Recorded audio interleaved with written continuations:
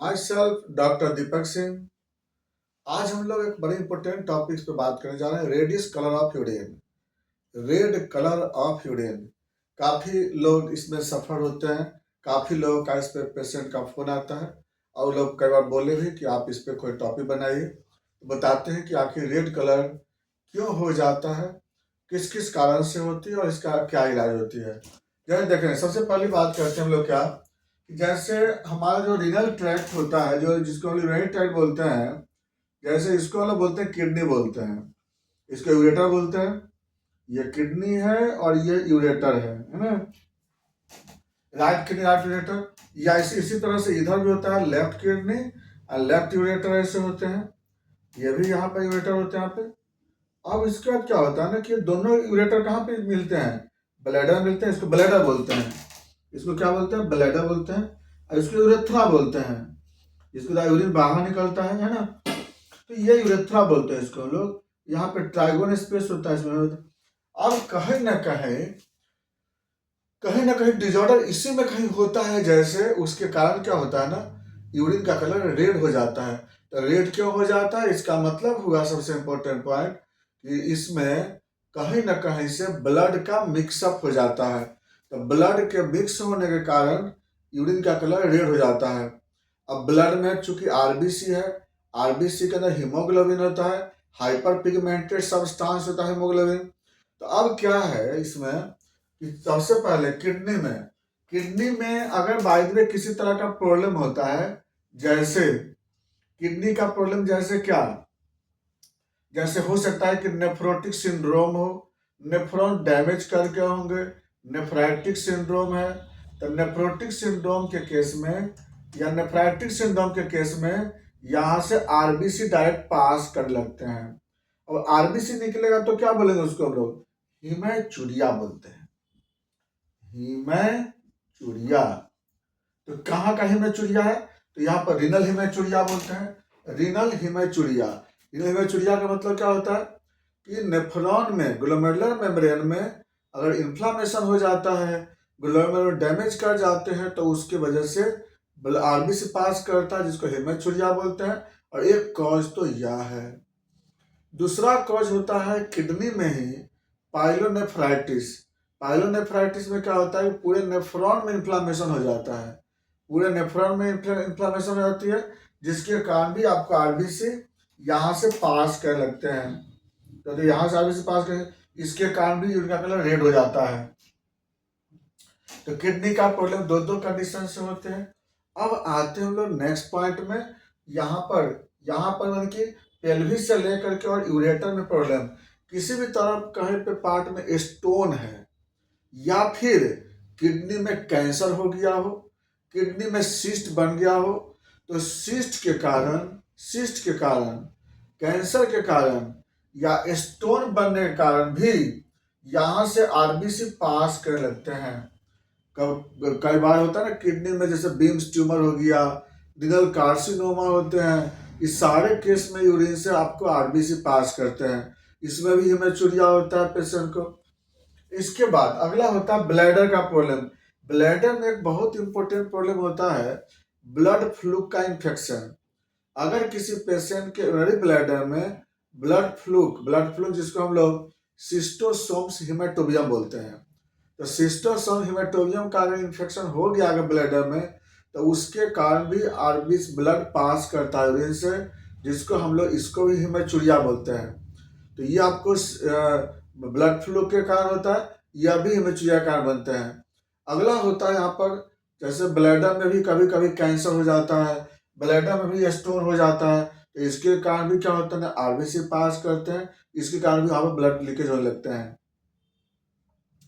इसके बाद नेक्स्ट आते हैं यहाँ पर, जैसे आगे यूरेथ्रा जो बनता है, तो उसमें भी क्या होता है कि जैसे प्रोस्टेटिक प्लेक्सस के डैमेज होने के कारण कई बार वहाँ से भी क्या होता है, प्रोस्टेटिक प्लेक्सस डैमेज कर दिया, और उसके वजह से भी क्या होता है, यहाँ से आपको ब्लड पास करते हैं।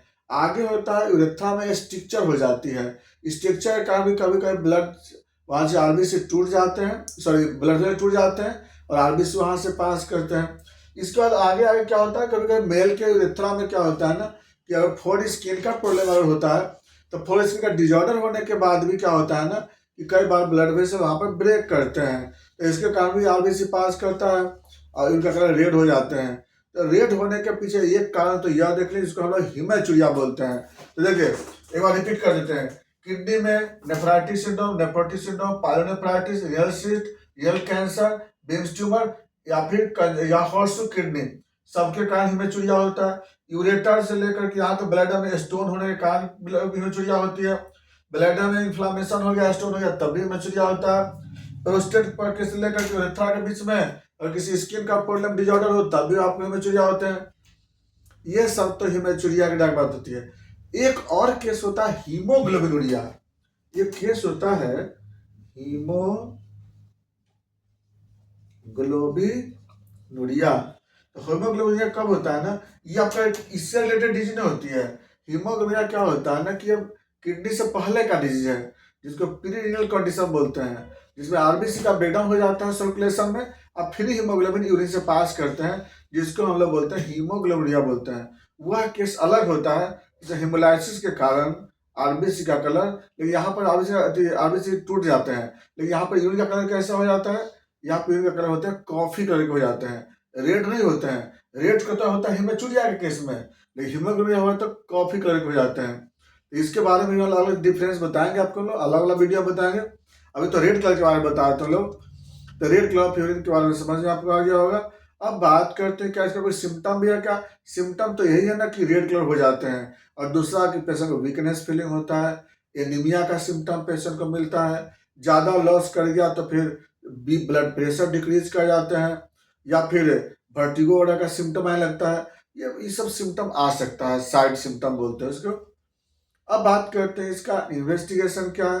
अगर आप इसका जांच कराएंगे सपोज कैसे, तो इसके लिए कराते हैं आरडी और फ्यूरिन कराते हैं। आरडी और फ्यूरिन कराएंगे तो क्या क्या मिलेगा आपको, इसमें आपको पहला तो कलर रेड मिलेगा यूरिन का, दूसरा माइक्रोस्कोप में आरबीसी मिलेंगे, है ना। तो ये आपको डायरेक्टली आप देख सकते हो आरडी और फ्यूरिन से।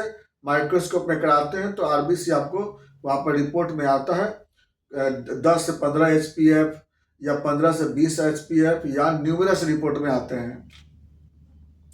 इसके बाद हम लोग फिर क्या कराते हैं, KFT कराते हैं, किडनी का फंक्शन जानने के लिए। ऐसा तो नहीं किडनी मेरा गड़बड़ हो गया है तो उसका KFT कराएंगे, और किडनी गड़बड़ रहेगा तो यूरिया, क्रिएटिनिन और ब्लड यूनिट ये आपको बढ़े रहते हैं, और किसी किसी में यूरिक एसिड बढ़ जाता है, किसी पेशेंट में सोडियम का लेवल घट जाता है और पोटासियम बढ़ जाता है। ये सब जांच करा के देख सकते हैं किडनी प्रॉब्लम है तो। अगला जांच कराते हैं IVP, intravenous pyelogram, kidney function में है कि नहीं उसके लिए कराते हैं लोग इंट्रावेनस पाइलोग्राम। उसके बाद फिर कराते हैं USG ऑफ KUB, अल्ट्रासोनोग्राफी कराते हैं KUB का, उसमें पता लग जाता है आपको कि पेशेंट को कहाँ से प्रॉब्लम है। सिस्टोस्कोप का एग्जामिनेशन कर लेते हैं, सिस्टोस्कोप जो कि यूरेथ्रा के सहारे अंदर इंस्ट्रूमेंट ले जाकर जांच करते हैं। इसके बाद हम लोग फिर क्या लोअर एब्डोमेन का हम लोग CT स्कैन कराते हैं, इससे भी आपको पता लग जाता है कि प्रॉब्लम कहाँ पे है। ये सब जांच है, इससे हम लोग क्या होता है पता लग जाता है।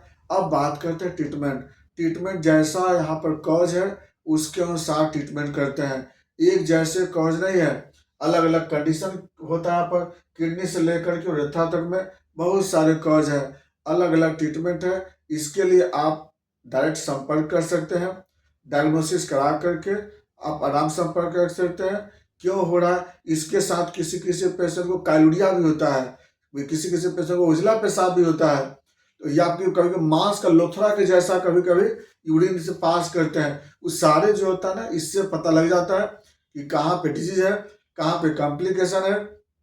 जैसा कॉम्प्लिकेशन होता है उस ढंग से इसकी इलाज की जाती है। फिर भी होम्योपैथिक में अगर कोई पेशेंट मिलता हो तो हम लोग क्या कर सकते हैं इनिशियल में। देखिए इनिशियल हम लोग क्या करते हैं, पेशेंट को हम लोग हेमामिलिस हम लोग चलाते हैं, डाइल्यूशन में देते हैं, 200 पावर में हम लोग देते हैं 5 बूंद, दिन भर में 2 या 3 बार आधे कप पानी के साथ देते हैं पेशेंट को। नंबर 2 में चलाते हैं हम लोग आर्सेनिक अल्ब। आर्सेनिक अल्ब जो होता है इसको हम लोग 30 पावर में 5 बूंद सुबह 5 बूंद शाम चलाते हैं। तीसरे नंबर पे चलाते हैं फॉस्फोरस 30 पावर में, ये भी आप जलाते हैं 5 बूंद सुबह 5 बूंद शाम देते हैं। अगली दवा होती है चाइना 200 पावर में, इसको हम चलाते हैं 5 ड्रॉप मॉर्निंग 5 ड्रॉप इवनिंग चलाते हैं। और बाकी और भी दवा चलता है, जरूरत के हिसाब से कौन सी कॉज है उसके अनुसार दवा देता है। ये था आपको रेड कलर ऑफ यूरिन। बाकी बातें चलेंगे नेक्स्ट वीडियो में। Thanks for watching.